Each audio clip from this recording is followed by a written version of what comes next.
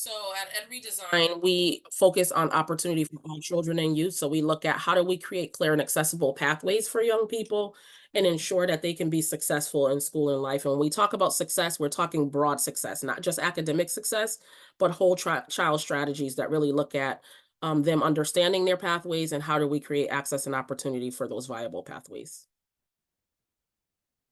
I just want to shout out our entire team. Some of them are on the call today, but in 2014, Paul Revel, our founder and director, he used to be in the ed reform space and was the former Secretary of Education in Massachusetts, and realized schools couldn't do it alone. So Ed Redesign is built on the premise of how are we bringing people across sectors together to really think about leveraging resources and expertise and talents and communities to be able to get at a broader conception of not just education but youth development as well.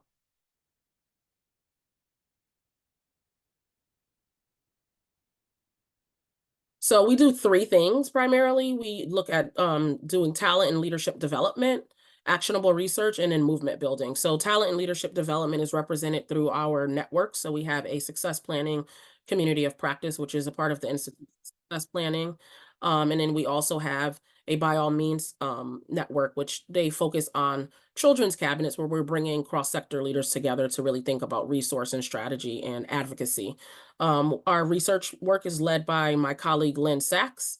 And we do everything from case studies to spotlights to really working with communities to really look at their data to be able to inform their decision making. And then movement building, we are invited across the country to different places to talk about the promise of not only success planning, but all of the cross-sector work that we're doing at EdRedesign.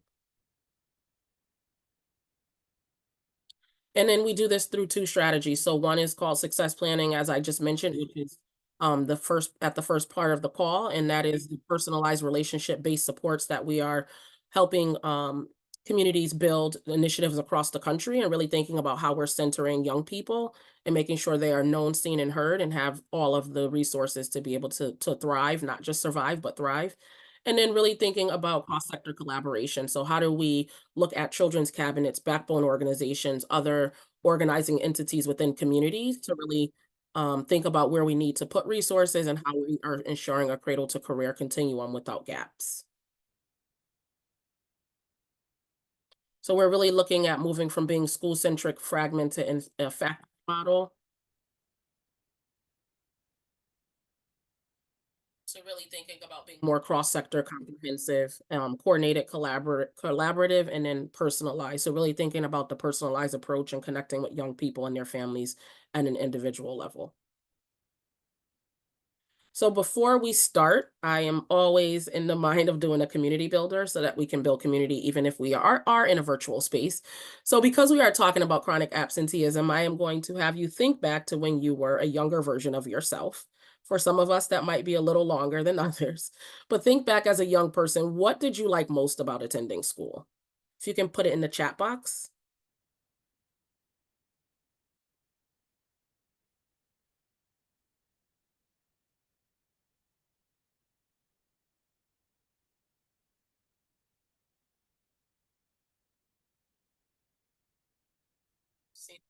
Socializing, exploring my interests, spending time with friends, just being there, friends again, seeing my friends' interesting classics, extracurriculars, learning new things, seeing friends. So I think I asked this question because as we are thinking about strategies to really connect with young people and ensuring that they are showing up and able to attend school, I wanted us to really think back of what were the things that brought us to the space and what were the things that we enjoyed. And when you look at it, a lot of the things are not necessarily people saying, yes, there is learning, but it's not just solely academic. People are talking about extracurricular activities, connecting with kids and friends, socializing, teachers, right? So when we think about this work, all of those things are centered around relationships. And as we think about chronic absenteeism, we have to think about how do we go back to the old school way of being where communities took care of young people, where there were times and places for them to socialize and to feel connected.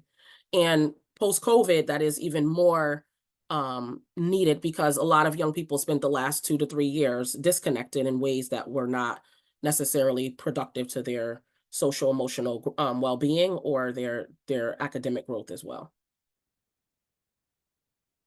So we're going to talk a little bit about navigating chronic absenteeism for student success, and then I'll give you a couple of high-level examples across our 16 community network of things that we are seeing as promising practices. And then Dr. Harris will be able to provide some specific things that they are doing in Richmond and the Richmond Public School system as another idea or some other strategies to be able to look at successful implementation.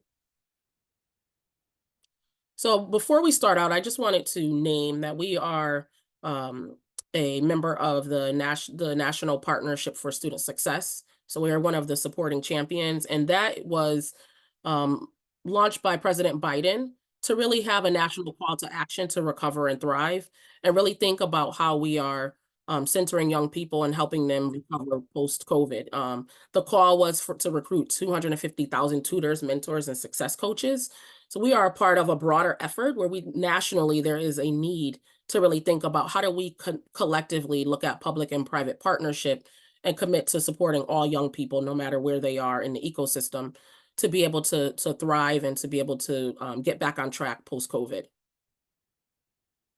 I say that because across the country, since we do national work, we are a field catalyst and an intermediary. So we get to see different places, small rural places, large urban places, no matter where we are in anywhere USA, we see the same things coming up. A lot of the things on the screen, including drastic increases in chronic absenteeism, have been plaguing a lot of the communities that we're working with.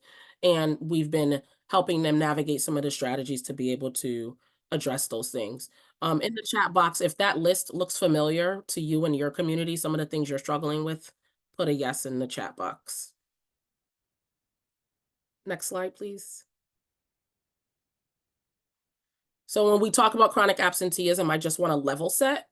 We're talking about a young person being absent approximately 10% of their academic year. So if there are 180 days of school, there's about 18 days that they would be missing. And this includes absences that are unexcused, excused, and then also disciplinary action. So if there are suspensions or anything like that, that's included in that definition as well. And then across the country, we're really seeing a lot of rates doubling in some areas. So this is a crisis. This is not about something that we're seeing creeping up little by little. I think over the last decade, this has been an issue that has been on the radar, but we have seen the doubling of chronic absenteeism in some areas. And we all know if young people do not show up to school, then they can't learn. And then they also are disconnected in ways that we talked about earlier are important because school is used as a connection point and as a socializing point and a point for them to have a sense of community. And then we also are seeing when children or youth are chronically absent, that it has not only implications for themselves, but for their community. So as they are in community, maybe not in school, there might be other choices young people are making while they're not in school. There might be social things that are the reasons why they are not there. And we need to really think about some of the ways that we're actually getting the data and assessing how we can actually help. And then the root cause is not always the same. So while the outcome might be the same, that they're showing up to be chronically absent, there could be hundreds of reasons why they're absent. It could be something that could be a family matter. It could be something that maybe something's happening at school. There could be so many things and the systems that our young people are experiencing for why they're missing school. They could be translating for a parent at a doctor's office, right? Like there could just be so many reasons why young people miss school, and some of them are ways that we need to think about how can we provide the support so that we can be able to address it. And then schools can't do it alone. So when we think about chronic absenteeism, a lot of times people say, well, I don't work in a school or I'm not in education. This is not a school issue. This is a community-wide issue, really thinking about how do we have holistic supports or approaches across sectors through collaboration, and really thinking about how everyone in the ecosystem can support young people, rather you are the bodega owner, right? Not ensuring that young people, asking them why aren't they in school if they come stop to the store. If you're the person, the grandmother across the street, right? Greeting the kids, making sure that they're getting to school on time. So this can be something that everyone can rally around and come together and really think about how they can support. And then, believe it or not, young people only spend about 20% of their time in school, their waking hours. So that 80%, when I talked about community being important in this, is really important, whether it is the out of school time programs they're in, rather it is their households that are impacting them being chronically absent, rather it is the fact that they maybe are late to school because of busing issues. There are so many reasons why, but we need to make sure that we are understanding that school is a part of a broader ecosystem and they are not um, going to be able to impact this scenario on their own. And then that broader ecosystem impacts our young people and their families every day. So as we look at the young person in the middle, all of those sectors and services are the things that they are navigating on a daily basis. And how are we thinking about making that navigation easier, more efficient, and welcoming as we continue to meet young people where they are and support them in their growth and development. And when I say needs, it is not from a deficit based frame. So this is not about how do we provide services to young peoples and families. This is about how do we look at their strengths? How do we think about the assets that they're bringing to the table and build on those as well? And then how are we preventing or removing barriers so that they can attend school regularly? A lot of times those barriers, we've seen everything from the bus is late, so then I don't go to school. Or I just came to this country and I don't have a coat and I'm not going to stand out in the cold. Or I don't have an alarm clock, so I'm waking up late. Like there are so many things that seem like a small barrier that can be eliminated by just really thinking about that root cause analysis that we talked about earlier. And then when the work that we do at EdRedesign, we talk about eliminating barriers and creating opportunities. So it's one thing to eliminate the barrier, but if there's nothing on the other side of that, so you break through the wall, as we saw the, the young person on the last slide, but then what is there for them to be able to participate in? What is the opportunity on the other side? And we're thinking about that cradle to career. So across the spectrum, from the early learning, early childhood age, all the way up into post-secondary. So when we talk about youth, youth goes up to 18 to 24 is the latter part of that pipeline. And then the system of supports, making sure that there is something in place, cradle to career, as we talked about. So a lot of times what we see, you can go to the next slide, we see a lot of programs and services for the elementary school age, who I call the littles, right? So like K6, there are tons of things for them. But then when we start thinking about sometimes on the early part of the spectrum or on the latter part of that continuum, sometimes the services are inconsistent. So a part of this is really thinking about a personalized place-based cradle to career approach, that there aren't gaps in that pipeline. And as we talk about chronic absenteeism, a lot of times the reasons are because there might be gaps. The reasons might be because even though things might be available, they might not be accessible. So while it might say that there are 30 services for a young person, maybe only 2 are viable, right? Like how are we assessing that information and making sure that that is prevalent for us to be able to make some decisions? And then the sense of connectedness, we all know, just even as during COVID, that there was a need for people to be connected, and there are so much neuroscience and studies that show the power of people being connected and being in social circles. So how are we making sure that young people are feeling connected to their school communities and ensuring that we are providing safe spaces for them to be able to be welcomed into the school community as well? And then the research around the trusting relationship between adults and young people is essential for child development. So that is a must. And then increasing the supports for children actually links them to better academic outcomes.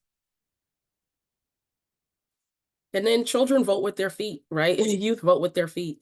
I use this terminology because a lot of times, like you might not want to be attending or be in a space that doesn't necessarily feel like it's maybe welcoming to you or not. And as we think about especially older kids who might be getting themselves to school, we know a lot of times with younger kids, their parents are bringing them. So that's a whole nother conversation around like what are the barriers for mom or dad or a caretaker to get the young person to school, because as early as kindergarten, you see kids being chronically absent.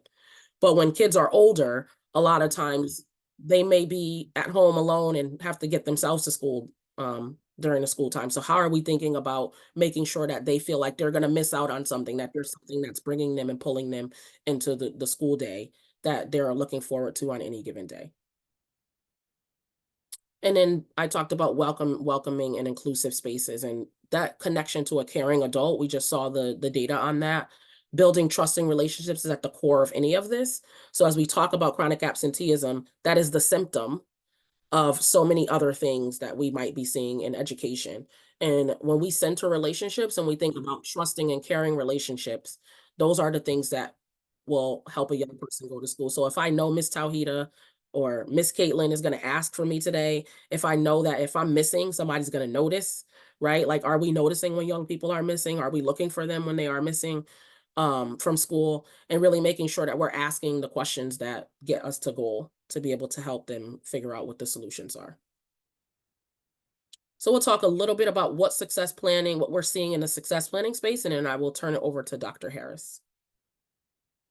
So success planning, we are really thinking about a new system of education or child development that supports the needs of every young person. So we're meeting young people where they are and giving them what they need. So this is not about you only get an individualized plan if you have an IEP or a 504 plan, right? So we know that young people who are diagnosed in the special education space, they have individualized supports. What we're saying is, in addition to young people who are diagnosed with special education plans, making sure we're providing supports for them, as well as kids that might not have those individualized plans, that we're making sure we're treating them on an individualized basis. So how are we personalizing our approach for every young person?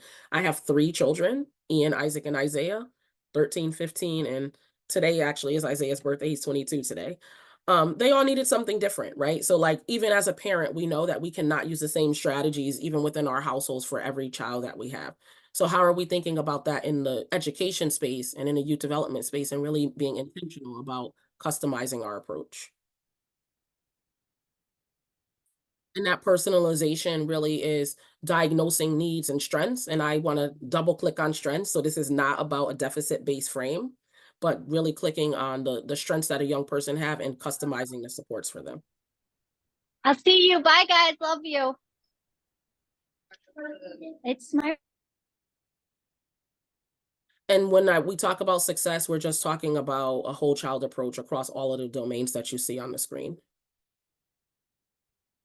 And then success planning, what we do is it provides a 360-degree view of strengths, interests, and goals and challenges that young people may have, and then foster meaningful relationships through a navigator. So they are connected to a caring adult, and that caring adult is a connector and a support, helping them navigate not only what are their viable pathways, but also really thinking about how we are making those opportunities accessible. Because if it exists and it's not accessible, it's almost as if it was not there.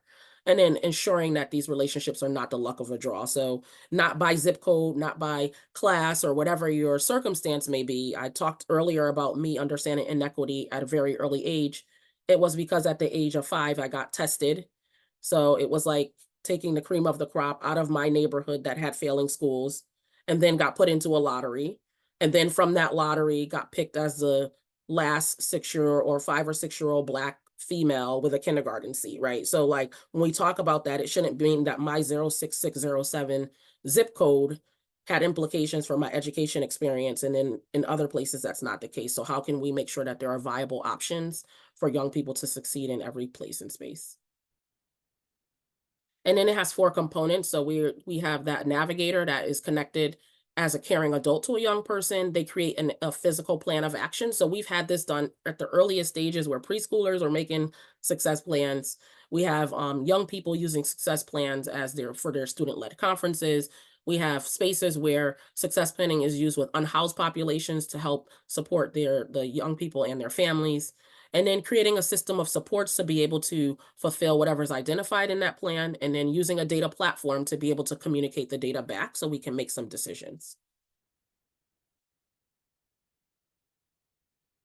And then the young person's role in this is that they have agency and voice and choice in it. So when we talk about chronic absenteeism, if I know I'm showing up and I'm setting my own goals and I'm really thinking about someone checking in with me on a regular basis, that looks very different than if I maybe am just a number or no one's checking for me on any given day, right? So how are we making sure that we are centering young people, making sure that they feel that they're not only seen, but they feel heard, and that there is voice and choice in the way that they decide to create the plans for themselves, and that their families are a part of that as well. And then the navigator's role is just that, a navigator. So it is not to be prescriptive, not to tell a young person what their outcome should be. You could have checked every box off on me, right? As a young person growing up in what people would consider impoverished conditions. I did not feel like I came from impoverished conditions because I had everything I needed from my community to be able to thrive. But when we think about that, there were some supports I could have used, right? Even though I was a good student, people didn't necessarily know because people didn't ask. So as we're thinking about how are we asking young people and connecting with them, a lot of this is centering those relationships.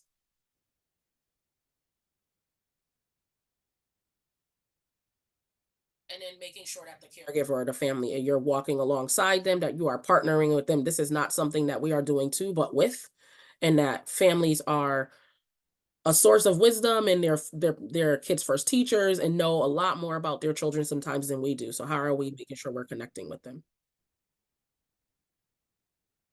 Oh, so across the country, I'm going to lift up a few practices that we've seen across the country. Across the country, we have different networks that we work with. And on the right-hand side, they represent our success planning community of practice. And those are communities that are building success planning initiatives across the country to be able to get at not just chronic absenteeism as one of our highlighted areas that we're working on, but to really think about broader opportunity and access. So as I mentioned, reducing chronic absenteeism is one of the positive implications that we've seen in success planning and one of the things we've highlighted. And then I just want to do some spotlights on promising practices. What's moving the needle? So we have seen across our 16 networks, we asked them what's working and what are some of the efforts that you're doing to reduce chronic absenteeism, and how are you centering relationships and using the individualized approaches that we just talked about to be able to move the needle. So on the screen, you see everything from district-wide to community-wide attendance initiatives and campaigns. So we have places where athletes are the faces and the spokespeople to be able to get people to show up to school, that there are yard signs, like people are really making this a community-wide effort, that people are using social media for people to post pictures of them going to school, all of those things. Supporting attendance and early warning teams. So really thinking about how we're catching early and keeping the data so that the kid doesn't get to 18 days, right? When we see 5 days happening or 10 days happening, how are we understanding that data? Individualized one-on-one check-ins. So the caring adults and navigators and attendance plans being created for young people who might be struggling with getting to school on time or getting to school at all.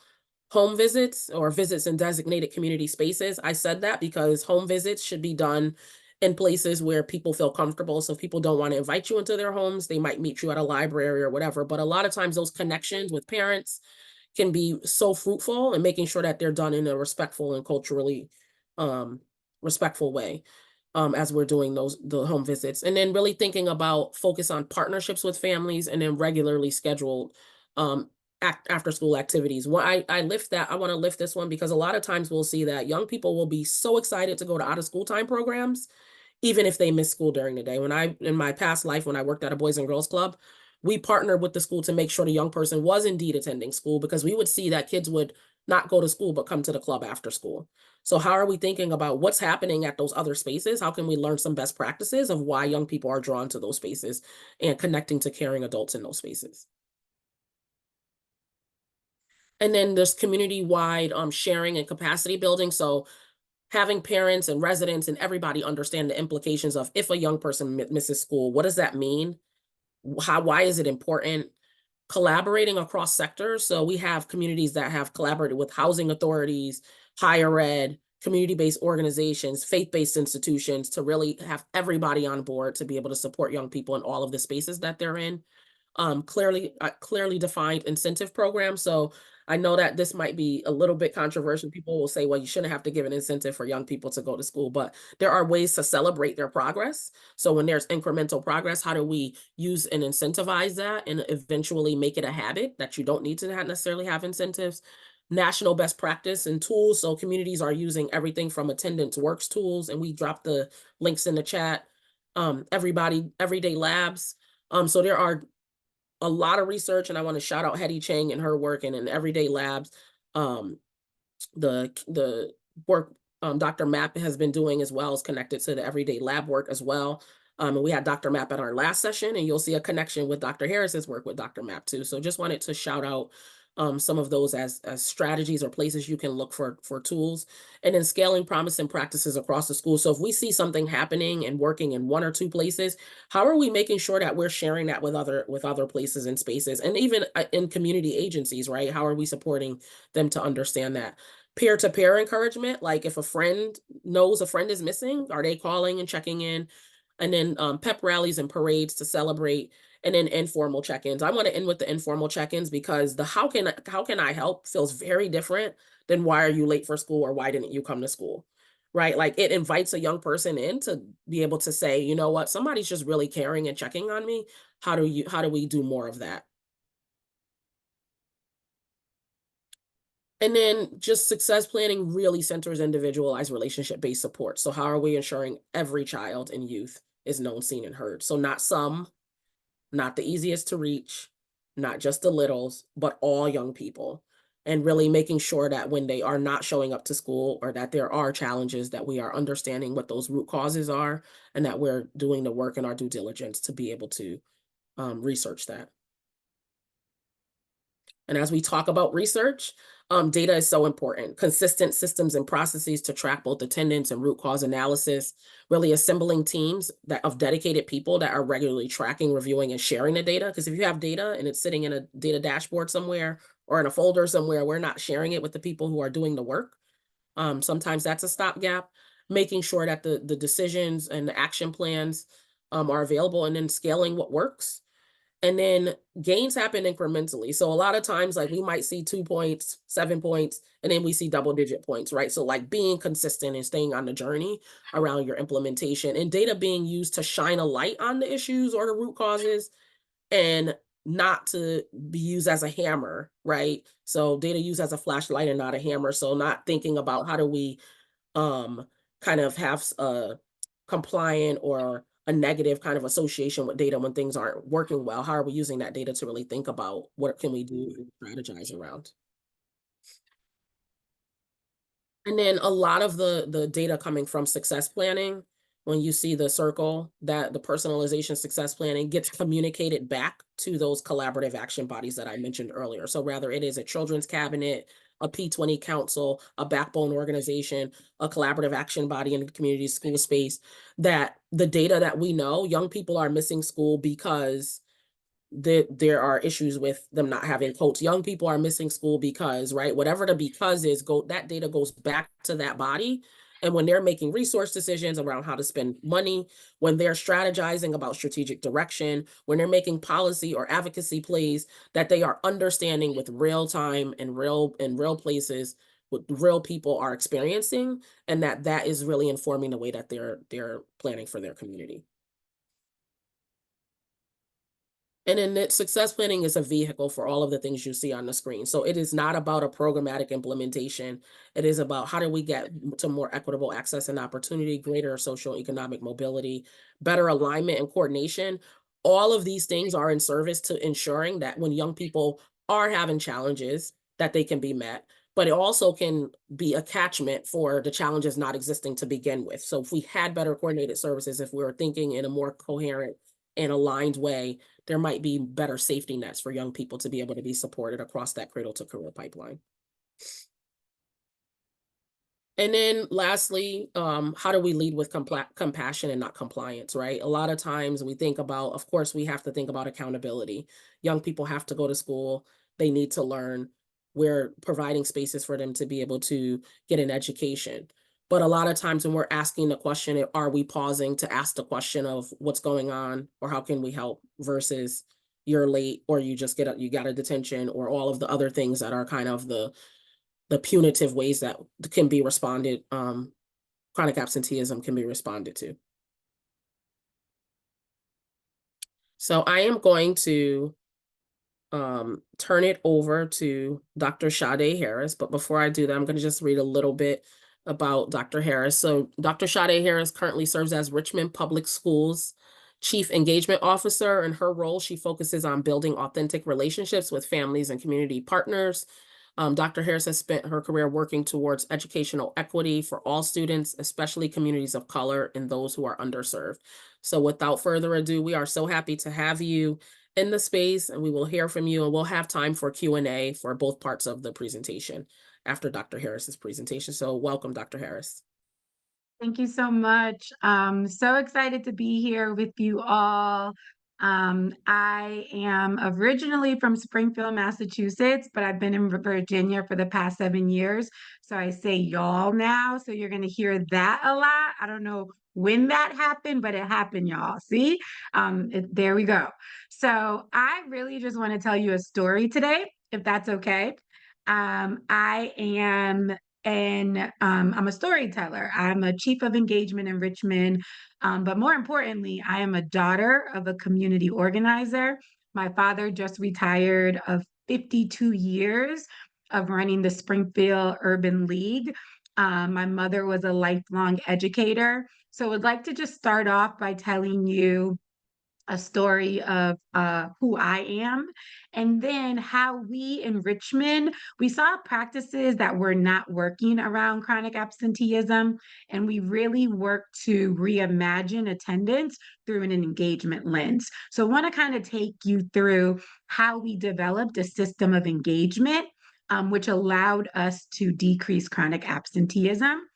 Specifically, those key dimensions, rearranging around goals, and then talk a little bit about the impact. And then, of course, we'll leave time for question and answers. Sound good? And I'm in chief engagement. So if I say something that you like, you could put something in the chat, a high five, you can nod, let me know you're with me. But I really look forward to this time together. So for me, again, originally from Springfield, Massachusetts, and just grew up in a really strong Black community where I saw a lot of leadership, and education was about liberation. And that's how it was kind of presented to me. So I wanted to teach. For as long as I could remember, I wanted to teach. And I played school for way too long. Anyone else play school? Don't lie. Anybody? Okay. I got some people. So I might have played to high school, don't tell anyone. But I played school for way too long, and I that dream became true. I became a fourth grade teacher in Boston Public Schools. And as a teacher, you see the different inequities like built in the structure. And I saw those as not only as a student did I not see myself reflected in my teaching faculty and my leadership, but as a teacher, I saw those inequities, and I didn't see myself reflected in leadership or at the systems level. So I was able to go back and get my principal licensure, and I became principal of a school in Springfield, Mass. And it was really important for me, for the young Black girls and Black and brown boys, for them to see themselves reflected in leadership. And as a principal, again, I got curious and I saw those different inequities at the systems level. And I had the opportunity of going back to Harvard, where I got my master's in their EDLD program, and be able to do a full-time fellowship, and really kind of dive in around like, what does systems level leadership look like? And that's what brought me to Richmond, Virginia. So as a part of my kind of capstone project, I landed in Richmond, Virginia, and I was actually working with the Children's Cabinet at that time under Governor McAuliffe. And they had an initiative called Classrooms, Not Courtrooms. And what I did for 10 months, because again, y'all, I'm an elementary school teacher, I walked around with like this primary color map, and I facilitated conversations on the intersection between the school system and the justice system, and how those two systems could either work in conflict or in concert with one another. And basically, what I did for 10 months was just listening to the stories of our students and our families, and a lot of families who kind of felt their stories were invisible. And I elevated those to the level of the children's cabinet, similar to success planning, right? How do those direct experiences then move towards this cross-sector group that plans for action? And I was kind of that bridge as a student. And as a result, I went around the community, and we were able to take one policy in practice. And by bringing and elevating that to the children's cabinet, we were able to make tremendous change in a very short amount of time for students who were being pushed out of the school system because of that cross-sector collaboration. So I finished my capstone. I thought I was moving back to Massachusetts um, to live and grow. And I remember being told that this was going to be an opportunity where I could really grow and learn. And I just fell in love with the Richmond community. And at that time, I hired a new superintendent, Jason Cameras, and he asked me to stay on and think about how do we really build meaningful and trusting relationships with our families. And that kind of started my career in Richmond. I'm thinking about how do we really build strong relationships where engagement is not the goal, but it's a strategy to help us towards that goal. And I got to tell you, I was very scared because I wasn't sure, just like the Office of Engagement was one person. It was me and an intern. So I'm just thinking, like, what is this going to look like? But then I remembered that I had the blueprint. And Dr. Karen Mapp, who some of you heard from last week, had this beautiful blueprint of, how do you build strong family school partnerships? So this is what I based the Office of Engagement on. We knew the challenges in Richmond between educators, families, communities, but we also knew that there were certain conditions we needed to make sure were in place so that we could not just build the capacity of families, but we could build our capacity as staff. And that was kind of the foundation for which we started the Office of Engagement. Now, when you're building any system of engagement, and again, the first thing you have to do is honor history. So, not being from Richmond, that was the first thing I needed to do, is understanding the strengths and assets of the community. So, in doing my research, I'm learning about Jackson Ward, an historic neighborhood in Richmond. Richmond is the home of Maggie Walker, the first Black woman to charter and become president of a bank. And I'm like, do our students know this? Like the strength, the resilience. Jackson Ward, also known as Harlem of the South, had thriving Black businesses, shops, restaurants. This was all a part of Richmond's history. So knowing the strength and the context of which I was starting was super important. But I also needed to understand the harm that was done in this community. So that same neighborhood, Jackson Ward, they had deliberately built a highway through that, which totally dismantled and broke up this thriving Black community, right? So that was super important. I started with the strengths, but I also needed to understand the harm that had been done in this community, right? A community where they said, no, we're not segregating schools. We will leave. This was not like generations ago. This was in the history of our students' grandparents, right? Of our teachers' grandparents and their parents. So it was really important to know the strengths, but also what harm has been done. And they say the first step at repairing harm is truth. So telling yourself the truth about a context is where I would start in any situation. And from there, we were then able to think about what are the organizational conditions that are necessary. So my role, having engagement, have a seat at the table, was really important. So making sure that if we say relationships and community partnerships are important, how does that have kind of a chief level role? So it's an embedded in everything we do. So that was a really important part of kind of how we built the system of engagement, was one, creating this position and making it sure it had a seat at the table where a lot of those decisions were being made. And then engaging the community. Richmond hadn't had a strategic plan since 2013. So one of the first things I did was hold over 175 meetings, a team of 3, and we wanted to make sure we developed a strategic plan that was designed by the community. And one of the things we heard from them is like, look, you got to do better with partnerships with families and communities. So naming this as a part of our strategic plan made sure that our funding and our budget reflected our priorities, and engagement had to be a priority. And then we looked at how we were set up, right? So based on the history, we just didn't have a lot of presence in the community. We did have a lot of presence at schools.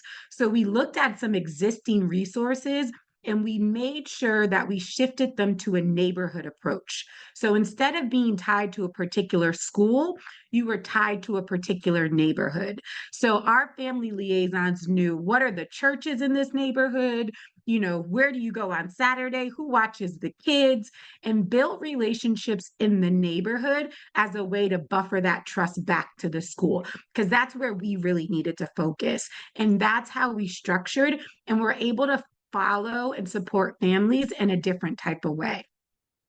And then we had to just define what we meant by engagement. And this is where kind of attendance really kicked in, because if engagement is linked to learning, it makes sense that attendance is in my office, which didn't always happen. It used to live in the school's office. But we had to say, hey, for us, engagement means building relationships, it's linked to learning, it supports advocacy, it's about sharing power and affirming differences. And this allowed us to move from a stance of involvement, where you're kind of telling families what you want them to do, to engagement, where you're leading with your ears, you're listening to them, and you're really gaining partnership. Now, again, involvement is about service. And you may say, look, Shadae, I'm a servant leader. There's nothing wrong with that. But when you strive for engagement and to gain partnership, the biggest shift with that is with partnership, you have to share power. And that's one of the hardest things for us to do. So that move from involvement to engagement was key. And by first defining what we meant by it being linked to learning, we then set 3 division-wide engagement goals. And again, we wanted to move from just having practices to how are you creating a system of engagement. And our first goal that I'm going to talk about is decreasing chronic absenteeism. That was one of our goals. So right after the pandemic, attendance came to my office. And we had to make sure that people understood that engagement with our families was a strategy to decrease chronic absenteeism. Engagement wasn't the goal. This is a strategy we're going to use to do the work, and it's beneficial. So that mindset shift was like first. And then from that, we reframed attendance as an engagement issue. And we looked at everything through an engagement lens.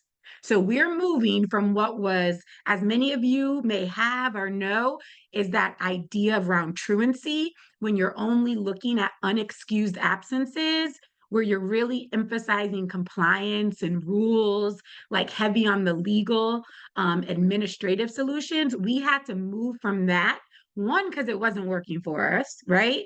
And after the pandemic, as many of your divisions, super high, almost 40%. In terms of chronically absent, 40% of our students missing 10 or more percent of the school year, and move to getting people wrapped around of it's not just about unexcused absences, it's about we're tracking any time a student is missing academic achievement, right?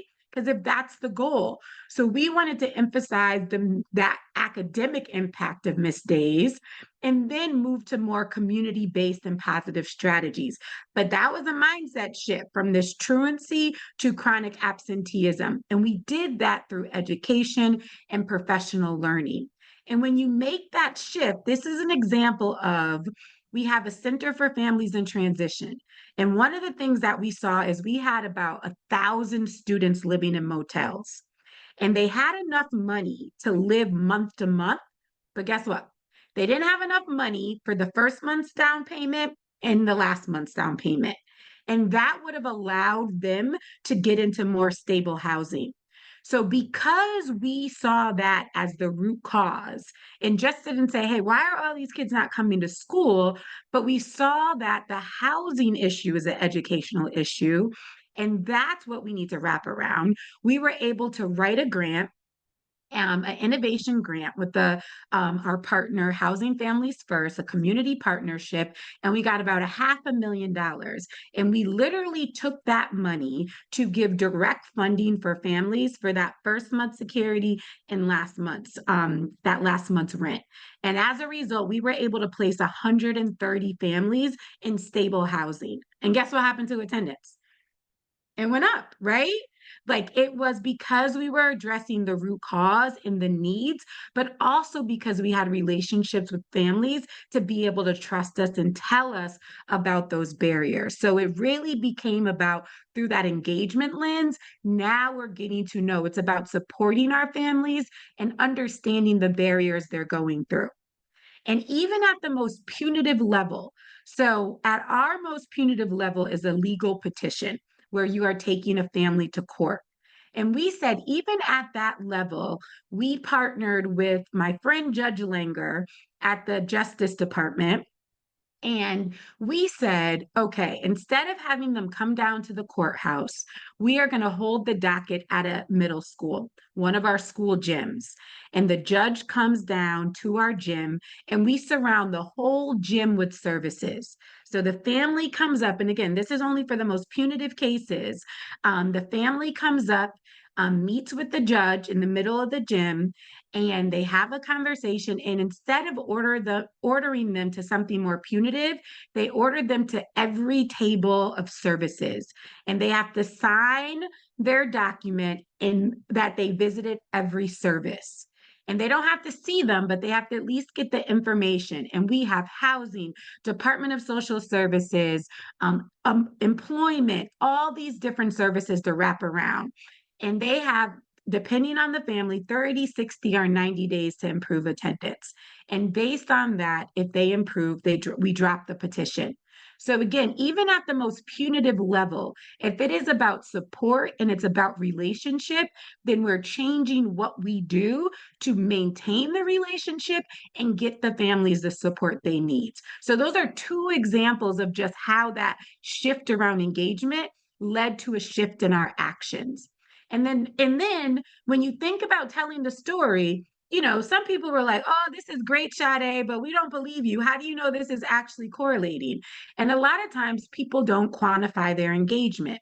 So I built a dashboard with our data team where it looked at one, what's a quick way, again, as a former principal, I can quickly see my data and make moves. Because very often, we can agree on the what, sometimes even the why, but how we're then going to go about it is where we get stuck. But first, we needed to make sure people could quickly see what are we talking about, right? And then this went into a tracker, and it had all the students' names.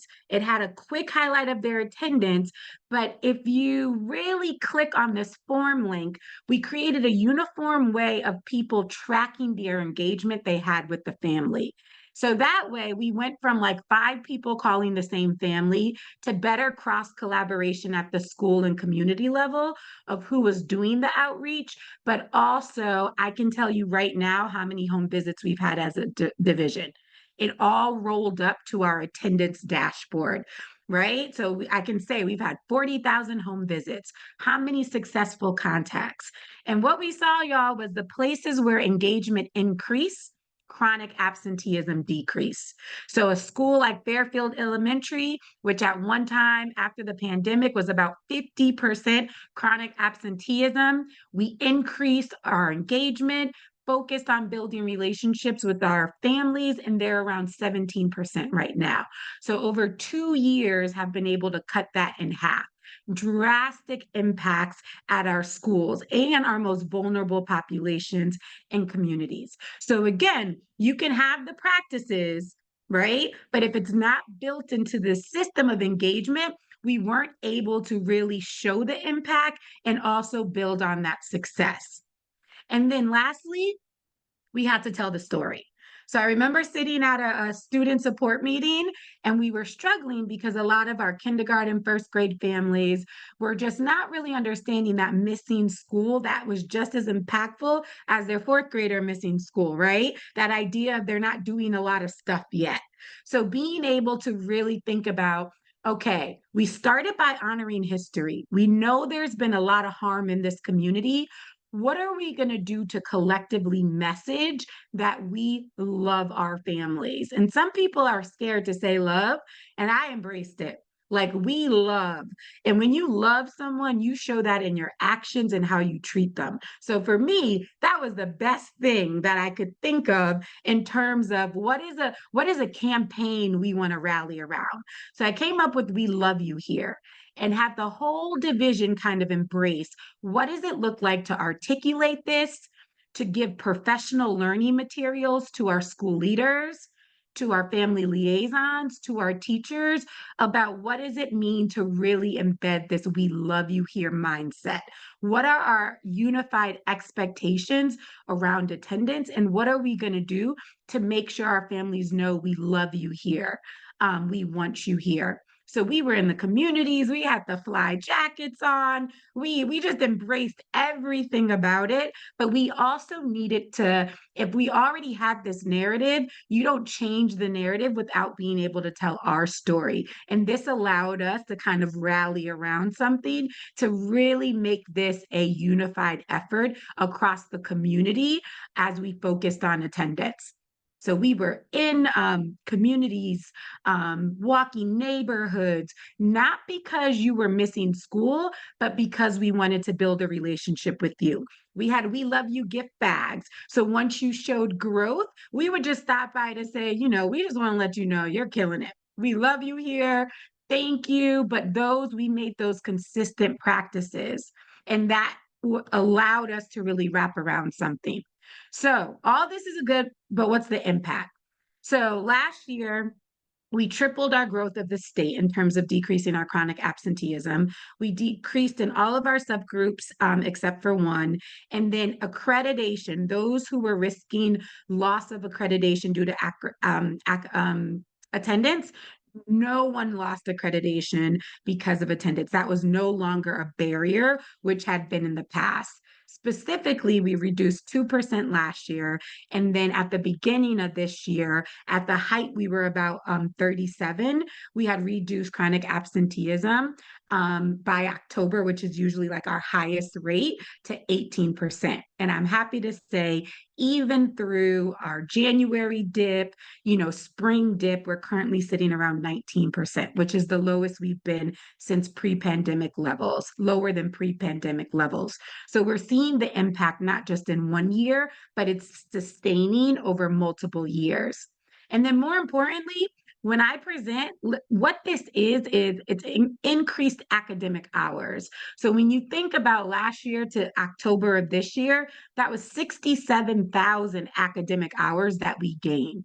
That's over 611 hours per day that we're gaining. So part of my work in terms of through an engagement lens is telling the story and letting people know not what's being lost, but what's being gained as a result of our focus in this area. So when you think about a system of engagement, and what we did is we were systems focused. We started by really honoring history. We prioritized relationships. We made sure we could quantify our outreach, and then we told the story. And that really developed a momentum. And I wouldn't be like a fellow, EDLD alumni if I didn't mention how important it was when doing that work to figure out what was it that gave me joy. So this is my son Stone, who's a little football, Blue in the middle. He's my 3-year-old. I got 2 under 3. Say a prayer for me, y'all. But this is what gives me joy. So in building this system, this is hard work. If you're talking about building individual plans, building relationships, you have to be able to have the rest, the recovery, the joy to do this work. So in doing all of these things over the past 6 years, I had to be very clear about what are the things that give me joy, what are going to sustain me, so that I can really stay focused on our goals. And that's kind of like just a little bit about me, a little bit about the work in Richmond. I just wanted to leave you with my information. We'll take some questions, but if there's any way I can support you in the work, or if you have questions for me after this, I love just sharing and supporting and coaching. So please don't hesitate to reach out to me. So I will turn it back over, but I know we're going to take some questions and look forward to, hearing anything from you guys. Thank you so much, Dr. Harris. The things that you shared, like the how is so important because a lot of times, like as we talk about what's successful, people need to know the nuts and bolts of how it actually happened and what that actually looks like in regard to how they can actually take some of the strategies and embed it into their system. So I just wanted to lift up before we take the questions.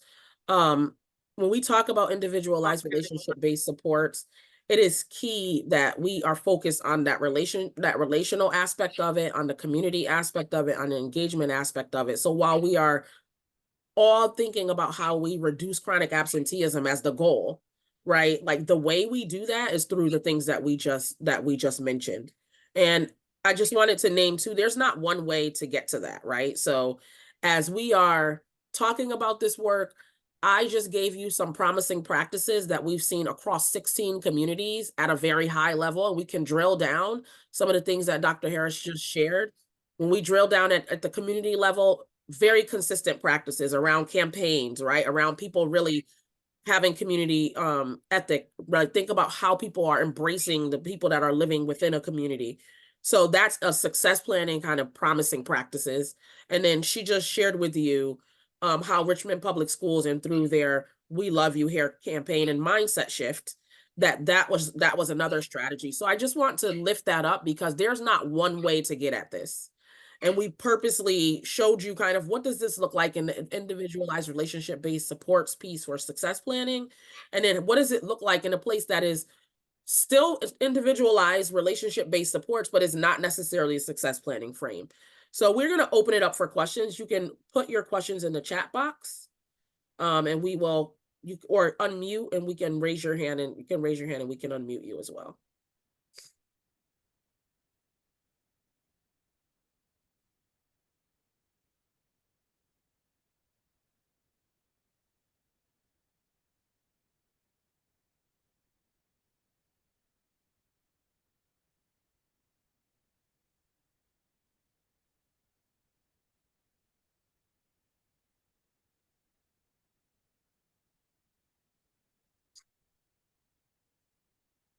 I don't see any coming in yet. So I do have one question that I can start with and then we can go from there.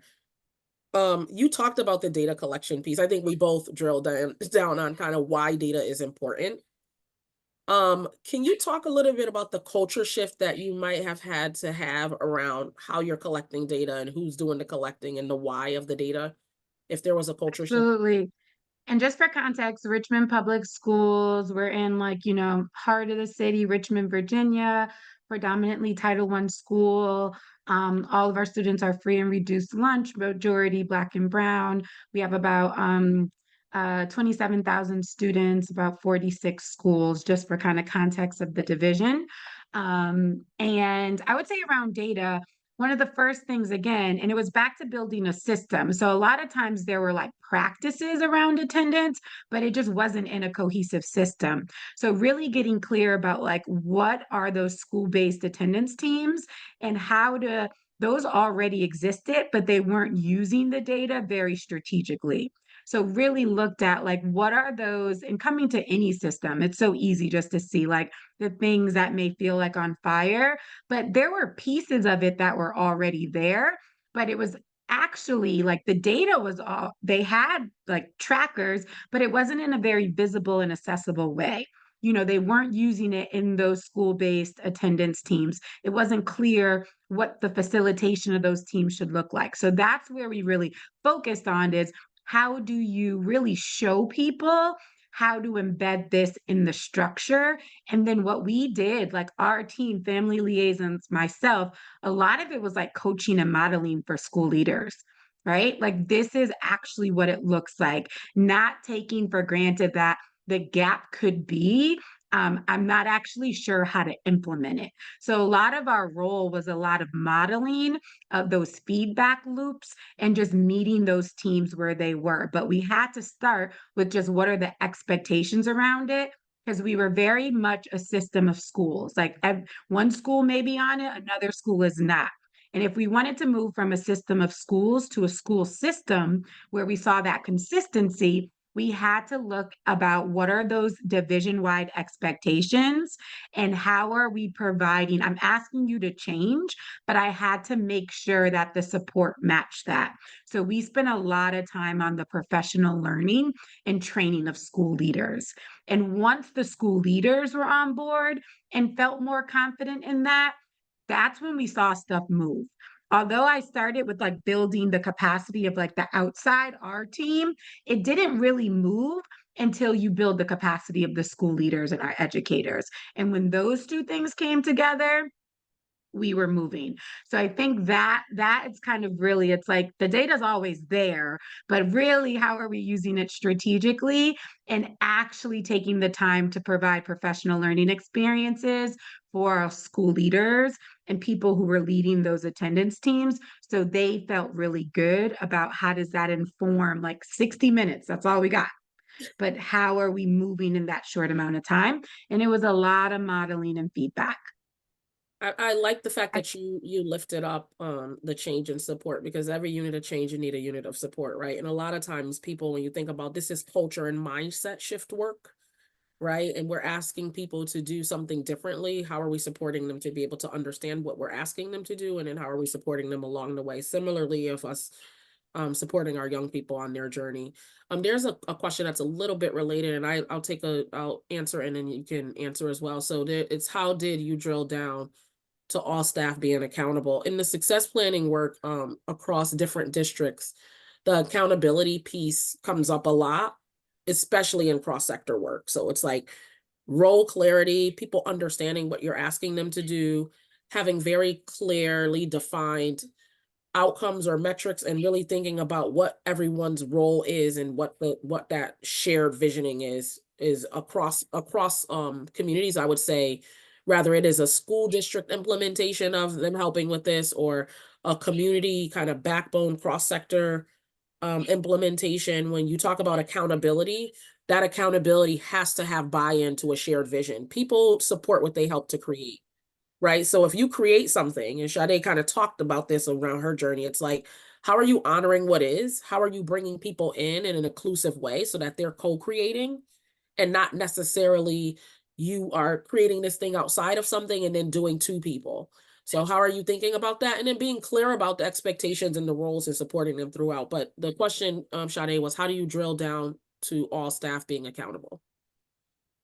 Yeah, I think it's like that we love you here. That was, I think part of it, that also allowed us to create a shared vision, right? Because that in our division, we said, you know, we teach with love, we lead with love, we serve with love, but we really didn't have anything that was kind of like rallying everybody around something. So I think like telling the story is so important, but it also served as like creating common vision, and it allowed us to bring everybody into it, right?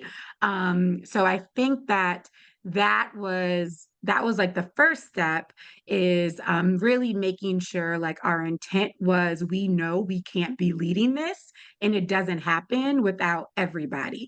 So that means the families bring this wisdom that we need to do a better job of acknowledging, but also this work doesn't move if it's not deeply embedded with our school leaders and teachers. So I would say the first thing was like, okay, that is a belief, because that's going to dictate your approach. And then I think another powerful thing was really letting each school, although the expectations were clearer, they really decide what we love you here looks like for them. And you saw all these different activities and they took different shape, and, you know, leaders and teachers came up with new ideas that were specific to their community's needs. So everyone's like, we love you here actions didn't look the same. So I think when you give people that type of autonomy mixed with clear expectations, like, no, no, no, this is an engagement goal.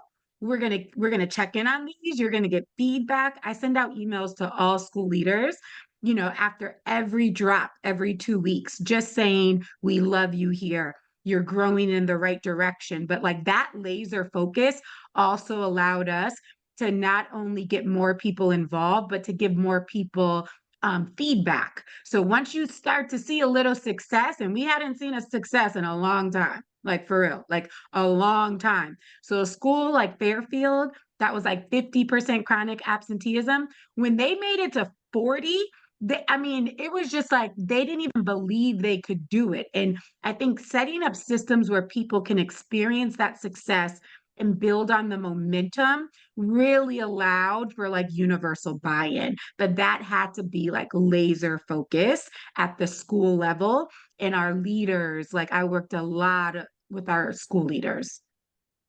And I like the fact that you talked about like the fact that people don't it sometimes it could feel overwhelming that the numbers are so large, and I talked a little bit about incremental progress, right? Like across our 16 communities we see the same thing where people might see single digit wins and then they see double digit wins, right? And people just start building on the momentum of really knowing that they can get to goal, to think about what does that look like to be able to meet the target of whatever that target is, but it doesn't all happen at once, and understanding how to celebrate those wins along the way, whether it's through the pep rallies that some of our communities talked about, or the parades that they're doing, or the incentives, or the home visits, you're bringing things to people, right? Like, who doesn't like a present or a gift or a celebration, right? Like, how are we thinking about not just staying stuck on the data and sharing the data and letting the community own their data as well? You talked a little bit about families understanding, right, what this looks like. A lot of times, like in our own organizations or institutions, we know the data,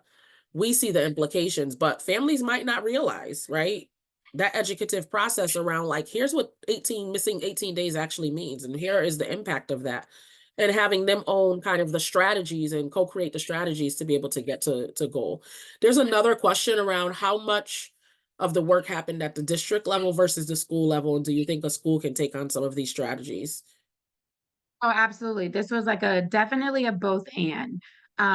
So as I, again, with that system, I do think part of this shift, and even just being bold to say, hey, we're going to take attendance through an engagement lens, was a lot of it was I had a seat at the table, right? Like you have a chief engagement officer who it is, I was able to have conversations at a leadership level about what does it look like to really change our mindset around positions. Because this wasn't like a more money thing. We had about 20 attendance officers.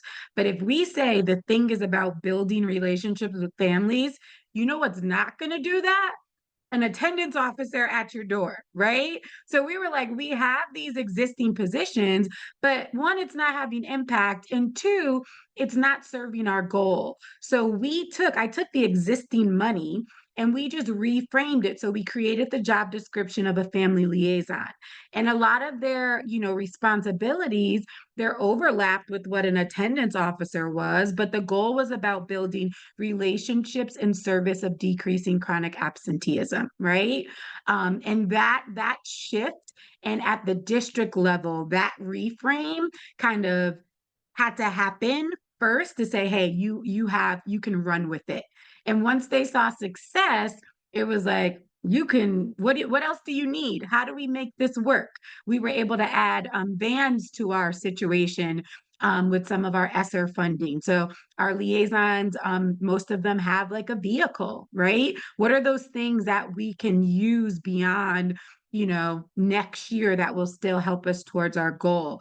So I think at the district level, yes, that was important. But then again, it doesn't move unless it's at the school level. So home visits, doing the learning with teachers who were like, I want to learn more about that, and paying them for their time.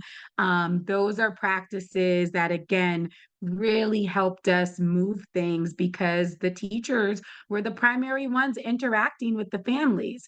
And one of the things that we heard was, no, a lot of teachers, you did not have a course on how to build a relationship with the family, especially one who does not look like you. You don't come from the same neighborhood. So there were a lot of assumptions and biases. So just through taking on, it's about the relationship.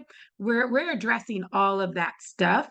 And one of the trainings that I do for districts now all over the country is just like, how do you build the relationship? How do you make the welcome call? Something as simple as like, is this a good time? Right? honors the family's times. But to our teachers and school leaders credit, like they didn't have good examples or were never taught what that looks like. And because it's such a like common assumption that you can just do it across lines of difference, that's a huge mistake, and not intentionally training people on what does that engagement look like. And I think that's why we're so successful, along with adding tools like everyday labs, where we also were just better communicators about like, no, this, a lot of families, I think it says like 86% of families usually think, you know, their attendance isn't as high as it really is, or they think their kid is doing better than they really are. So just that letter reminder of like, oh, I thought they missed 3, but you're like, no, it's 13. Like that combined with just better two-way communication, but those letters all in with what support do you need. It wasn't a truancy letter. It was like, just want to let you know where you are.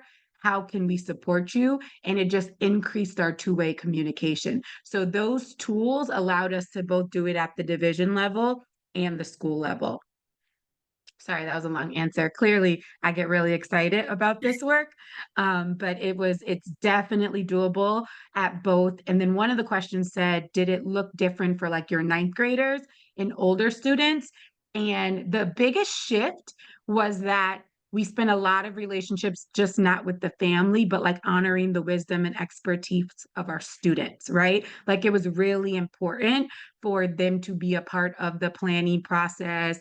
I think they had a little bit more just insight and feedback into the process, but at the heart, it was the same thing. It was prioritizing relationships with families, and I just think that differed a little bit. I think students played a larger role, and we did a little bit more on what does that relationship with students look like. But for the most part, like this was a rollout like across grade levels, where some of the strategies shifted. Having that common expectation allowed us to move in every grade level, especially in our high schools, which is hard. Thank you. And you never have to apologize for passion. We all are in this work, and that is what is needed to be able to sustain and doing this is the right work, right? It's hard, it's tough, it's complex, it's cross sector, it's all of the things, but it is the work that I think both you and I have both committed our entire careers to, which is promising to have another partner in the practice. And then you mentioned everyday labs. I just wanted to name that Dr. Todd Rogers from the Harvard Kennedy School, and then Emily Baylard and Karen Mapp are associated with everyday labs. And then we put attendance works links as well in the chat box. And Hetty Chang, well before chronic absenteeism was on the map, has been doing chronic absenteeism work for a really, really long time. So just wanted to name that as 2 different things. There's another, before we go to the wrap up, I just wanted to name, we have some of our success planning communities on the call. And I just wanted to acknowledge some of the work that they've been doing in New York. I saw New York on the call, and the work that they've been doing, Christopher Tan, Joshua Lobb. I don't know if you all want to unmute. You can if you feel like sharing a little bit, but they've been working with unhoused populations. A lot of this work, when we think about chronic absenteeism, a lot of times we're thinking about circumstances where a kid is just late from their home, or and there are other circumstances where a kid might be coming from across town at a homeless shelter, right? That has certain hours that are dictating when they can come and go, other things, but they've been really working at what individualized relationship-based approaches with what their initiative, Every Child and Family Known, to really work with both young people and families that are unhoused to be able to get at ensuring they have the supports. And some of that is like making sure that they understand where they need to wait for the bus stop, right? If the letter's not going to your home and it gets lost, right? Like, how are we mitigating some of that? I saw Poughkeepsie on the call, some of the work that they're doing around their campaigns and yard signs and having people take photos and upload it to social media. All of those things are promising practices, but I just wanted to name the fact that, like, rather it is in a school context, like you see in Richmond Public Schools, there are community agencies that are leading the actual charge sometimes around the coordination and bringing communities together and working with the school as a partner. So this looks different. The entry points are different. And I just wanted to name that because depending on where you sit in that ecosystem, even if you're in philanthropy, even if you're in a mayor's office, even if you're working in a school district, if you're working for a nonprofit agency, there's an entry point for all sectors to come around this as a unifying strategy to be able to look at success planning or individualized relationship-based supports as a way to mitigate some of the impact that we saw during COVID. But even before COVID, chronic absenteeism numbers were rising well before that, right? It's like, how do we get young people to return from being at home for so long? So I just wanted to name that. That the strategies might look different and the entry points might look different, but it's a way for us to really get at making impact for a shared cause. Yes, we can give a copy of the PowerPoint. Trying to see if there's any more questions. Dr. Harris, I don't know if there's anything else you wanted to share. No, I was just gonna say I appreciate the work that everybody is doing. I appreciate you having me on again. If there's anything I can do to support you, if you have another question, please just let me know, reach out to me on LinkedIn. But this is like really important work. Remember and think about what recovery is needed for you to be able to sustain the work.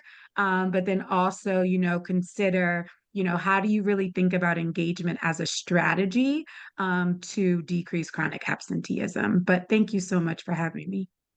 And I just want to, before everyone gets off of the call, we have a poll. And Anna, can you drop the chat box question as well? So I just wanted to acknowledge, thank you for attending. We have people from all walks of life on the call. And as Dr. Harris talked about, self-care is so important.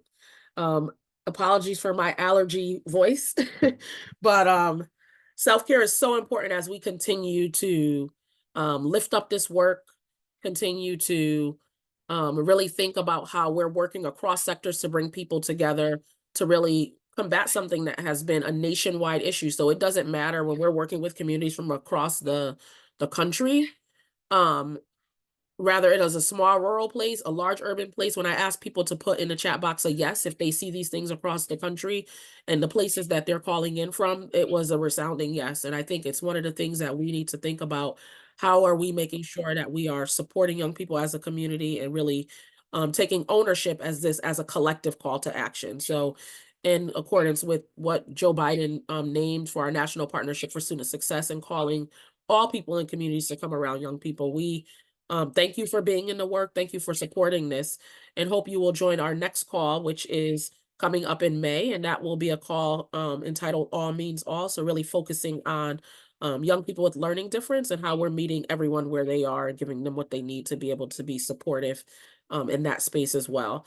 So if you can, in the chat box, identify one thing that you learned that you incorporate in your work. So if you can answer the chat box question and take the poll before you exit, we will greatly appreciate that. Thank you for all of you that attended. Thank you for all the success planning communities that are on the call that we were able to get data from to share. And thank you for Dr. Harris and all of the strategies that you shared with us today.